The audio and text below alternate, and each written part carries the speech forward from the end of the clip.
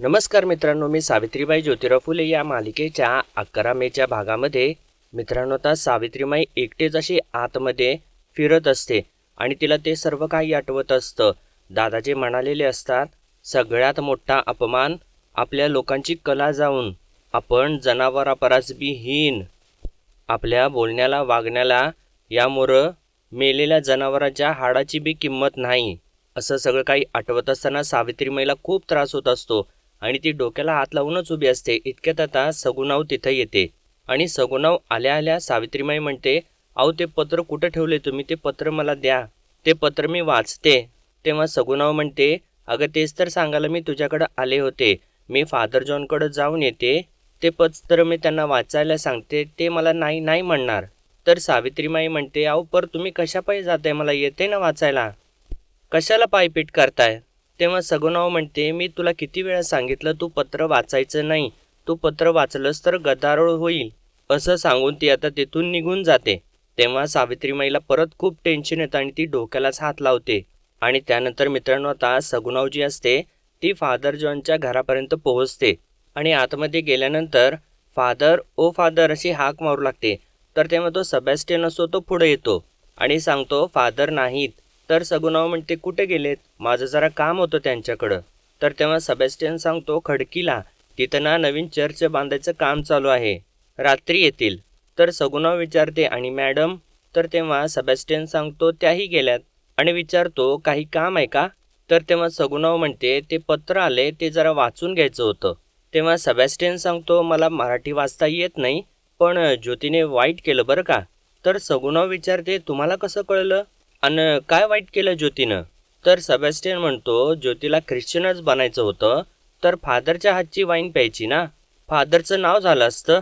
तर सगुणाव विचारते, तुम्हाला पण समजलं का?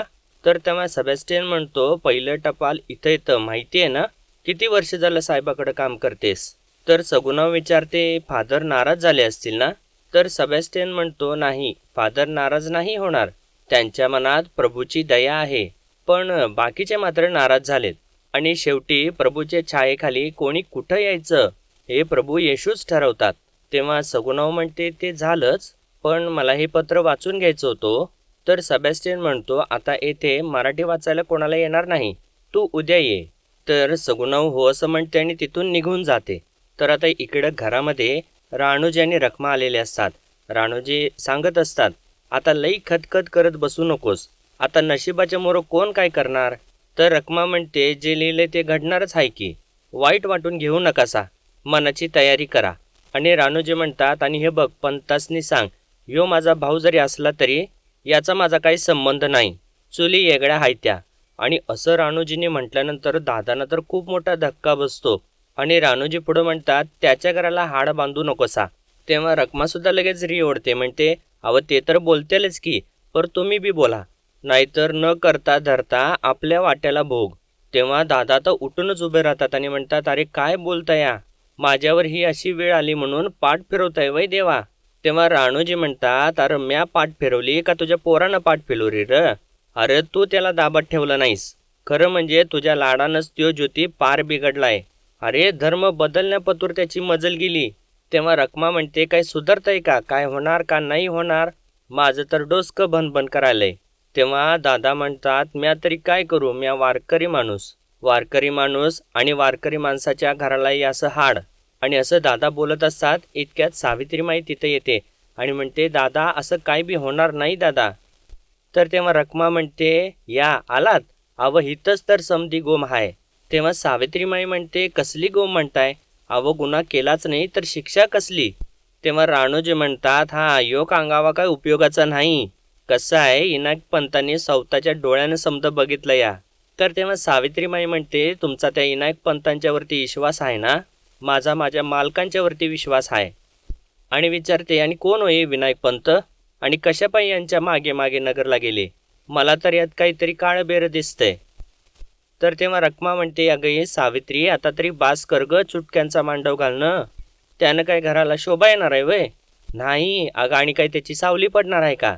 तर तेव्हा सावित्रीमाई म्हणते, थोरल्या सासूबाई, म्या काय चुटक्याचा मांडव घालत नाही, पण खऱ्याची चुटकी वाजली ना की समद्यांचा खोटेपणा बंद होईल आणि जोपर्यंत मालक स्वतः येऊन इथं सांगत नाही की मी किरीसाव धर्म स्वीकारलाय, तोपर्यंत मी विश्वास ठेवणार नाही आणि कुणाची बी मनमानी सहन करणार नाही. तर तेव्हा रखमा म्हणते, काय मनमानी? अगं मनमानी तर तू करायल्यास, म्हणून तर समद्यांच्यावरती ही वेळ आल्या. अगं समद्या घरावर, आमच्या घरावर वरवंटा फेडायची वेळ आली या. तेव्हा राणूजी म्हणतात, अरे दादा तू का मुग गिळून ग बसलायस? का समद्यांच्या नरड्याला नख लावणार आहेस? तेव्हा सावित्रीमाई सांगते, दादा तुम्ही घाबरू नका. आऊ गेल्यात फादर जॉनकडे पत्र घेऊन. आजच काय ते खरं खोटं होईल. नका घाबरू तुम्ही. आणि म्हणते, भाऊजी तुम्ही तरी काहीतरी सांगा की हो. तर तेव्हा राजाराम म्हणतात, हे बघा ह्याच्यात माझ्या पोराबाळांचा हाल करू नका.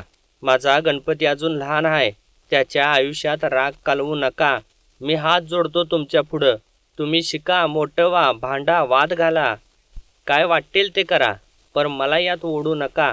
मी लहान माणूस आहे, माझ्याच्यानी हे पेलवणार नाही. आणि असं त्यांनी म्हटल्यानंतर आता सावित्रीमाईला तर धक्काच बसतो. तर राजाराम पुढं म्हणतात, तुमचं तुम्ही निस्तारा काय ते? तेव्हा पार्वती म्हणते, अव काय सांगताय तुम्ही? तर रखमा मध्येच बोलते, म्हणते, अगं पारू तुला तुझ्या भल्या बुऱ्याचं कळत नाही वय? तर तेव्हा पार्वती म्हणते, पण वेगळं राहायचं? काकूबाई मला माफ करा, पण नाही जमायचं. तर तेव्हा राणूजी म्हणतात, मराल दोघं फुकट बी, आणि हीच येळ आहे, वा बाजूला. म्हणजे मित्रांनो राजाराम आणि पार्वती हे दोघे सुद्धा इकडं राणूजी आणि रखमाकडं आलेले असतात आणि तिकडं यांचं बोलणं चालू असतं. तर तेव्हा आता असं म्हटल्यानंतर राजाराम विचारतात, पर आप्पा आई दादासने काय वाटल?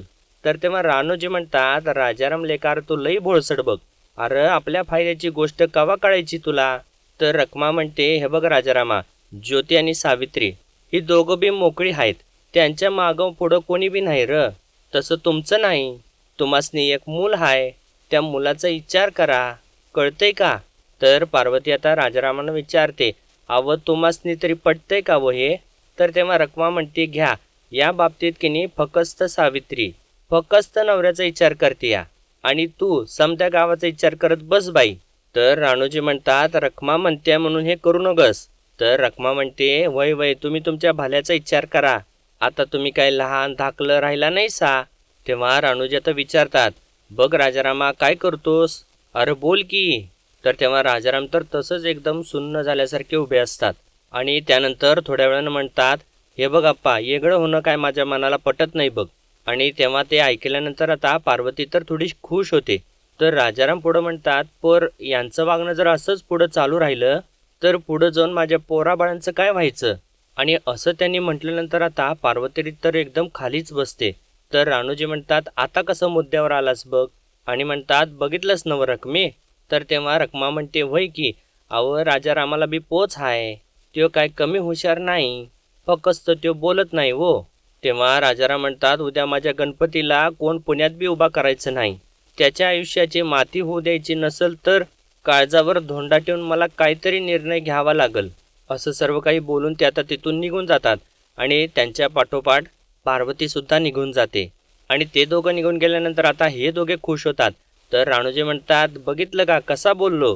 तर तेव्हा रखमा हसायलाच लागते आणि म्हणते, अव हे काही विचार न झालं वय, फिरली की बाजी. तर राणूजी म्हणतात, आणि आपण तर नामा निराळे. तेव्हा रखमा तर म्हणते, आता हाडूक दाराला बांधायचं म्हटल्यावर काहीतरी पूजा वगैरे असेल नाही? हळद कुकू कापूर नारळ हे समजत असेल, काहीतरी इदी बिदी असेल काय? आणि म्हणते, आपण कधी तयारीला लागलं पाहिजे, उगा खोळ अंबा ना ग. आणि या दोघांचं बोलणं असं चालू असतं मित्रांनो. आणि इकडे आता गंगाधर शास्त्री म्हणतात, विधी म्हणजे तसा विधी नसतो. 4 महार वाजत गाजत मेलेल्या जनावराचं हाड आणतात आणि ते दाराच्या चौकटीला बांधतात. आणि जर हाड मोठं असेल तर ते अंगणात रोवतात. तर तेव्हा हेरंब म्हणतो, पण ते किती अभ्यास होय तुमचा, आणि समाज शुद्ध राहावा म्हणून किती विचार करत असता, आणि खरं तर तुम्ही ना पेशवाई असताना हवे होतात. तेव्हा गंगाधर शास्त्री खुश होतात आणि म्हणतात, अरे आपल्या पूर्वजांची पुण्याई, आणि अभ्यास म्हणशील तर तो आपल्याला करायलाच पाहिजे. आपल्या पूर्वजांनी जो समाज उभा केला आहे तो आपल्याला सांभाळायला पाहिजे. आणि म्हणतात, हेरंब एक लक्षात ठेव, आता तराळा येईल भाकरी मागायला, तेव्हा त्याला सांग निरोप दे महारांना. एकदा का अधर्मी माळ्याच्या दाराला हाड बांधलं की माझा आत्मा शांत होईल. मग मी त्या ज्योत्याला सांगेन, गुलाल कोणीही उधळतं, पण माती कशी उधळतात ती बघ म्हणेन. असं म्हणून आता हे तिघे सुद्धा हसत असतात. पण मित्रांनो इकडे तर पार्वती नाराज झालेली असते आणि तिला ते काही पटलेलं नसतं. ती एकटीच बडबड करत असते. वा, सांगणारी सांगत्याल, पण आपण काय करायचं काय नाही हे आपण ठरवायचं. राणूजी आप्पा तर ते तर बघतेलच की घर कसं फुटल ते. चांगल्या नांदत्या घराचा खेळखंडोबा झाला या, असं ती स्वतःच बडबड करत असते. इतक्यातच आता सगुणाव तिथं येते आणि सावित्रीला हाक मारत असते. तर तेव्हा पार्वती समोर येते. तर तेव्हा आता सगुणाव विचारते, पारू सावित्री कुठं आहे? तर तेव्हा पार्वती सांगते, जाऊबाई मागच्या दाराला आहेत, पण तुम्ही कुठे गेल्या होत्या? तर तेव्हा सगुणाव म्हणते, मी ना आता तुला काय सांगू? आणि त्यानंतर ती मनातल्या मनात बोलू लागते. म्हणते, काय करावं आता? सावित्री विचारेल काय झालं म्हणून. नाही वाचलं पत्र म्हटलं तर मग ती म्हणेल मी वाचते, आणि मनातल्या मनात म्हणते मी लपवून ठेवते पत्र. असं म्हणून आता पार्वतीला म्हणू लागते, अगो बाई मी दमले ग पारो, अगं दमल्यासारखं होतंय, पाणी आण जा. आणि आता पार्वती लगेच पाणी आणायसाठी जाते आणि तेवढ्यातच सगुणाव इकडं तिकडं जागा शोधून एका कापडाच्या खाली ते पत्र लपवून ठेवते. तर तेव्हा पार्वती तेवढ्यातच येते आणि विचारते, काय लपवतो आहे आऊ? तर तेव्हा सगुणाव म्हणते, अगं लपवीन कशाला, पाणी दे, आणि बाहेरून आलेल्या माणसाला गुळ पण देतात, कळत नाही वय तुला? जा गुळ पण घेऊन ये. तर तेव्हा पार्वती वय वय असं म्हणते आणि परत आत जाते. तर इकडे मित्रांनो तर आतमध्ये सावित्रीमाई तर रडत असते आणि ती एकटीच बसलेली असते आणि तिच्या डोळ्यात पाणी असतं. तर तेव्हा ती मनातल्या मनात म्हणते, धनी कुठं जाऊन बसलात तुम्ही? माझा कशात बी जीव लागना, काय करायला ताकदच नाही राहिली, आणि तुम्ही आल्याशिवाय हे थांबायचं नाही, आणि मी काय करायला गेले तर घराच्या आबरूचा प्रश्न उभा राहतो, काय करावं समजना. आणि तेव्हाच आता सगुणाव तिथे येते आणि सावित्री अशी हाक मारल्यानंतर सावित्रीमाई तर लगेच चटकन उठून उभी राहते आणि विचारते, अहो काय झालं, वाचलं का पत्र? नाही ना धर्मांतर केलेलं? नसणारच केलेलं, मला ठाव आहे, विश्वास आहे माझा. आणि असं सर्व काही ती बोलत असते. तर तेव्हा सगुणाव म्हणते, नाही अगं फादर तर घरीच नव्हते, त्यामुळे पत्र वाचलंच नाही त्यांनी. तर आता सावित्रीमाईला धक्का बसतो आणि म्हणते, अरे देवा मग आता? आणि म्हणते, आऊ ते पत्र द्या मला, मी वाचते, द्या, आता मी कोणाचं बी ऐकणार नाही, जे व्हायचं ते होईल, द्या ते पत्र मला द्या, आणि मला वाईट टाकलं तरी बी मला चालेल, माझं काहीही होऊ दे, पण माझ्या घरातल्या माणसाची परवड आता मला नाही बघवत, आऊ पत्र द्या. तर तेव्हा आता सगुणाव खोटं सांगते. म्हणते, पत्र? अगं पत्र तर मी फादर जॉनच्या घरीच ठेवून आले, ते आले ना ते वाचतील आणि कळवतील ना आपल्याला. तर तेव्हा सावित्रीमाई म्हणते, अहो फादर जॉनकडे कशाला ठेवून आला तो तुम्ही? आता ते कवा येतील कवा वाचतील, तोपर्यंत यांनी घराला हाडूक बांधलं, म्हणजे मग मालक बी हित नाहीत आणि काय बाई आरोप करून आपल्याला वाईट टाकलं, म्हणजे असं नाही होऊ देणार मी, माझा जीव गेला तरी चालल, पण मी असं नाही होऊ देणार. तर तेव्हा सगुणाव म्हणते, मला कळतंय, पण तुला लिहायला वाचायला येतं हे जर कळलं ना तर धिंड काढतील तुझी गावात, आणि ज्योतीला कळलं तर काय सांगू त्याला? आणि म्हणते, नग गप्प बस तू, गप्प बस. तेव्हा सावित्रीमाई म्हणते, गप्प बस, सारखं गप्प बस, सारखं गप्प बसायचं, सहन करायचं, किती सहन करायचं, मला ते पत्र वाचायला हवं, ते पत्र मला हवं आहे, तुम्ही तिकडे ठेवायला नको होतं आऊ. असं बोलत ती खूप रडत असते मित्रांनो. आणि तेव्हा आता सगुणाव तिच्या जवळ जाते, डोक्यावरून हात फिरवते आणि आपल्या जवळ घेते आणि तिला शांत करू लागते आणि म्हणते, गप रडू नको, गप. आणि तोपर्यंत मित्रांनो आता इकडं राजारामांनी सगळं काही सांगून टाकलेलं असतं आणि घरामध्ये सगळ्यांना आता धक्का बसलेला असतो. तर तेव्हा ज्योतिरावांची आई म्हणते, आई रे काय म्हणतोस राजारामा, तुला संवतारायचं आहे? तेव्हा राजाराम म्हणतात, होय. तर तेव्हा आता ज्योतिरावांची आई म्हणते, अरे लोकांना हेच पाहिजे असतं र, पण इथं परसंग काय हाय त्याचं तरी भान ठेव, अरे कोणी भरवलं तुझ्या हे डोसक्यात? तर तेव्हा दादा म्हणतात, चिमणा जातोय तर जाऊ दे, आणि म्हणतात, असू देत, त्याला बी त्याचा संसार हाय, बायको पोरं आहेत, म्या सांभाळीन माझं घर, आड्याला लावण्या एवढा माझा खांदा अजून बी मजबूत हाय. आणि म्हणतात, हो येगळा. तर तेव्हा राजाराम म्हणतात, मी तर काय करू दादा, अहो माझ्याच्यानं आता हे खरंच पेलवणा झालंय, मी साधा सरळ माणूस, कळ्या फुलात वाढलेला, यो पेच आता माझ्याच्याने काय सुटना झालाय, चांगलं काय वाईट काय काय बी कळना झालंय मला, मग मी तरी काय करू? तेव्हा सावित्रीमाई म्हणते, अण्णा भाऊजी असं करू नका, थोडा धीर धरा, माझ्यावरती विश्वास ठेवा. तर तेव्हा ज्योतिरामांची आई म्हणते, अगं काय विश्वास ठेवा, इथं नरड्यापाशी आलंय आमच्या, हे असं हसरं खेळतं घर पार, आता शांती हाय का इथं? आणि यांचं हे सगळं काही असं चालू असतं आतमध्ये. आणि इतक्यातच बाहेर तो किसन जो असतो तो दंगा करत येतो आणि बाहेर येऊन सगळ्यांना बाहेर बोलवू लागतो. आणि तेव्हा सर्वजणच बाहेर धावत जातात. आणि बाहेर आल्यानंतर दादा विचारतात, काय रे किसन्या, काय झालं? तर तेव्हा आता किसन सगळं काही इशाऱ्याने सांगायचा प्रयत्न करू लागतो. आणि राजाराम म्हणतात, काय झाले? तर दादा म्हणतात, अरे काय बोलतोय, काय बी कळणं झालं या. आणि तेव्हा किसन परत सांगायचा प्रयत्न करत असतो. इतक्यातच तिकडून आता ढोल वाजवल्याचा आवाज सगळ्यांना येऊ लागतो. आणि तेव्हाच आता तिकडून ढोल वाजवत आता महार लोक जे असतात ते हाड घेऊन येत असतात. तेव्हा सावित्रीमाई हळूच आता सगुणावला म्हणते, आहो आपल्याला फादर जॉनकडे जाऊन पत्र आणायला लागल. तर तेव्हा सगुणाव परत तेच म्हणते, तुला लिहिता वाचता येतं हे जर कळलं नाही यांना तर जीव घेतील तुझा.